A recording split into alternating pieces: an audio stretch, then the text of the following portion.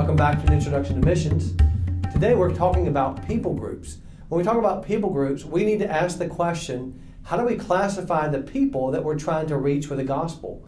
Now, we could say we're trying to reach lost people, which would be obvious, but the whole world is full of lost people. So how do we distinguish one group versus another group? Well, that's where people groups comes in. When we talk about people groups, we're talking about people who are defined by a specific language and culture. And we look at a grouping of people through which the gospel can flow and through which they can receive and understand the gospel. Well, let's get started. Back to an Introduction to Missions. Today we're talking about people groups. When we think about people groups, we need to think about what Jesus said in the Great Commission, "Go ye therefore and make disciples of all the nations." That's pantata ethne. That's all the people. When we think about the people on the planet, we need to think about God so loved the world that He gave His only begotten Son, that whosoever believeth in Him should not perish but have everlasting life.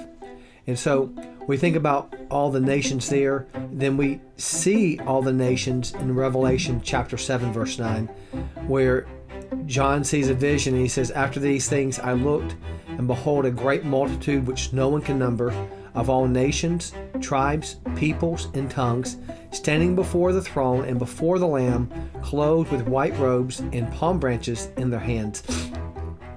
When we think about all the nations, back in Genesis chapter 11, it says in verse 1, "Now the whole earth had one language and one speech." They were one people. But because of their trying to make a name for themselves and make their own God, God confused the languages of the people. And from there it says in verse 9, "Therefore its name is called Babel, because there the Lord confused the language of all the earth, and from there the Lord scattered them abroad over the face of all the earth." When we think about people groups and what makes them distinguishable and what defines them, one of the things we need to be reminded of is worldview and culture.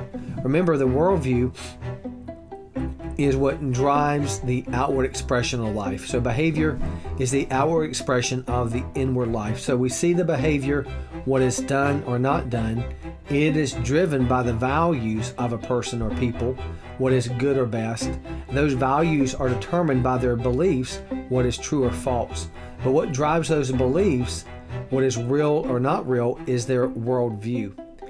For example, as we looked before, there are different worldviews out there, say worldview A, worldview B, worldview C. And from those worldviews, the way they shape what they do, you come up with different cultures, culture A, culture B, culture C.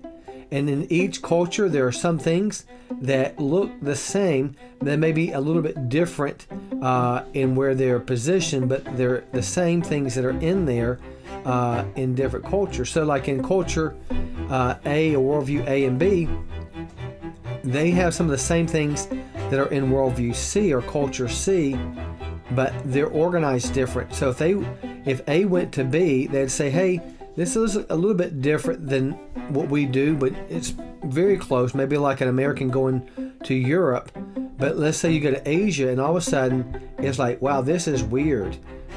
Or going to Africa, like, "Hey, this doesn't make sense." And so there can be all sorts of things in a culture that are very, very common, like the same things that everyone needs, say food, clothing, shelter, the rites of passage of birth, puberty, marriage, death, things like that. But how they shape and sort those things can be completely different. And then cultures can have things in them that no other culture has. And all this is shaped by worldview and that core belief and how they shape that culture up. So what is a people group? Well, people naturally form communities based on common elements of language, culture, and ethnicity. And if you take the acronym LACE there, think about what ties people together, what laces them up together. It's language, culture, and ethnicity. And so the IMB defines a people group as follows. People groups are ethno-linguistic groups who share a common language and cultural identity. And then they go a step further. For strategic purposes, a people group is the largest group within which the gospel can spread without encountering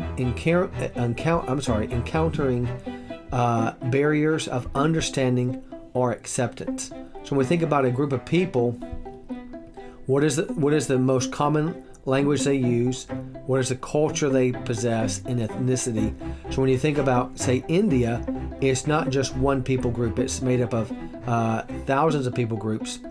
Because while you may think of Hindi as the main language, there are multiple languages used. There are different cultures and different ethnicities that are there. But for the missionary, we're looking at what are the barriers and bridges through which the gospel has to cross for its sake. And when you think about barriers and bridges, what are those things? Well, you have the content of the gospel, specifically the death, burial, and resurrection of Jesus Christ. So you've got the cross. You would include things like we need to know about creation. We need to know about the fall. We need to know about the law and judgment. We need to know about new life in Christ. These are some of the core things about the gospel. And so as we look to share the gospel, we look in a worldview and say, okay, where do these things spread? What are the bridges? What are the things already in a culture that they already believe or understand through which we can easily cross to share the gospel? Because see, a bridge is an existing connection between two worlds that is easily crossed over. So if they believe certain things about creation or the fall, the law, judgment, redemption, and new life, those are easy to cross. But we also need to consider the worldview barriers, beliefs regarding God, humankind, sin, salvation, Jesus, etc. Those things that they don't believe about. And so these are barriers that we must address in our gospel presentation and in our discipleship for the gospel to flow. What do you mean by that? And so here we are in evangelism, and we want the gospel to flow, but there are the cultural hang-ups. So it's slow and it gets bogged down in sharing it. But if we address these things and remove them by addressing them, the gospel can flow and the people can hear the gospel and know how to deal with that. So as we understand a people group, we want to know the bridges and the barriers to the gospel, but not just for the gospel's sake, also for discipleship's sake. We want people to walk in victory, but what are the cultural things, what are the obstacles that keep them from walking in victory as a group of people? So people group is the biggest classification of a people. They're ethno-linguistic groups or people groups who share a common language and cultural identity. Now within a people group, there may be a population segment. Now, it's taking a people group as a whole, segmenting them into a smaller division of that same people group.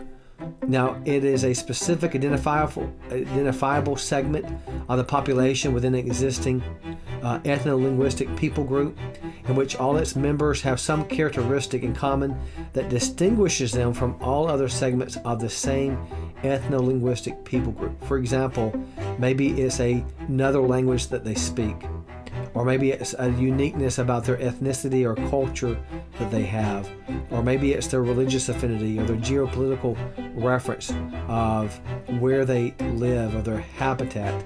So just imagine you have a people group, and within that segment you have some that live in the city and some who do not.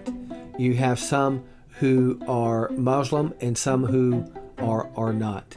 You have some who are their ethnic background or culture may be a little bit different than the others, or some who speak a second or third language that the people group does not necessarily. And understanding that will help you understand better how to engage them.